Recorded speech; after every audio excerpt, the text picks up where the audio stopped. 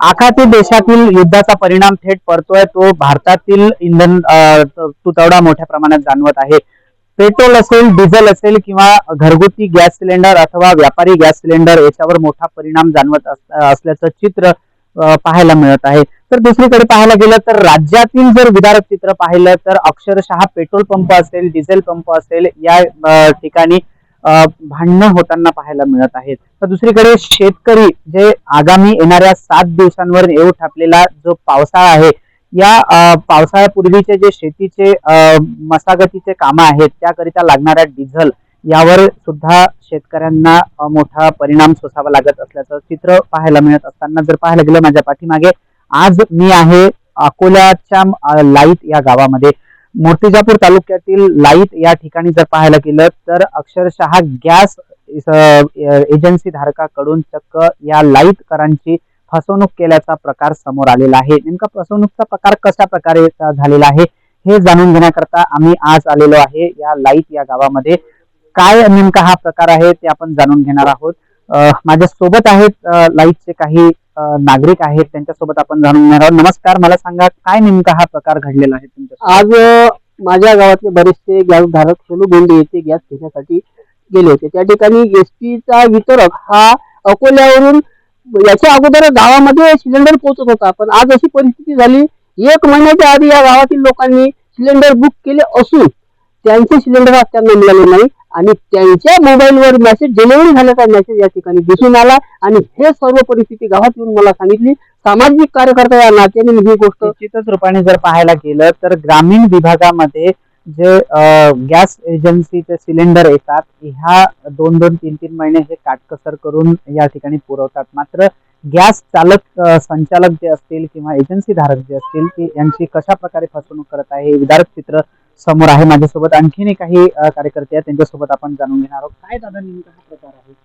प्रकार हा आहे की 1 महिना अगोदर सिलेंडर बुक केलं होतं. सिलेंडर बुक केल्यानंतर त्यांना ते सिलेंडर भेटलं नाही. जेव्हा मी त्यांच्या मोबाईलमध्ये मेसेज बघितला तर तो मेसेज जो होता तो होता डिलिव्हरचा, म्हणजे जो सिलेंडर तुम्हाला भेटलाय म्हणून. नंतर मग आमच्या गावातल्या काही म्हणजे लोकांनी काल सिलेंडर बुक केलं त्यांना ते सिलेंडर भेटलं, पण जे ज्यांनी 1 महिना अगोदर सिलेंडर बुक केलं पण त्यांना ते सिलेंडर भेटलं नाही. तर जेव्हा ते मेसेज मी बघितला तेव्हा मी त्यांना सांगितलं की तुमचं जे सिलेंडर आहे ते तुमचं सिलेंडर ब्लॅकने दिलंय म्हणून कोणाला तरी. मी तुम्हाला तो मेसेज दाखवतो. म्हणजे आपण एकंदरीत जर पाहायला गेलं तर सिलेंडर घेतलंच नाही, परंतु तुमच्या नावाचं सिलेंडर कुठेतरी डिलिव्हर झालं. निश्चितच 2-2 महिने ग्रामीण विभागातील जे कष्टकरी आहेत, शेतकरी आहेत ते आपली काटकसर करून या ठिकाणी इंधन बचतीचा काम करतात. मात्र त्यांच्या पाठीमागे जे एजन्सी धारक आहेत ते कशा प्रकारे चोरी करत असल्याचं हे आताच समोर आलेलं आहे. माझ्यासोबत आणखीन काही भगिनी वर्ग आहे, त्यांच्यासोबत जाणून घेणार आहोत. काय समस्यांना तुम्ही सामोरे जाताय? ते सिलेंडरच ते भेटू राहिले ना, सिलेंडर भेटत नाही आहे आणि झाले तकलीफ आहे. म्हणजे एकटी बाई आहे, कोणाला दादा भाऊ करायला लागते, मागून बिलाक न करून गाडी गावात येऊन नाही राहिली. कधी कधी गावात आली पण तो म्हणते की सेलूर आण, सेलूर गेलं तर तो खराब होऊन जाते तिकडे. आरती मागून भरून आणायला लागते.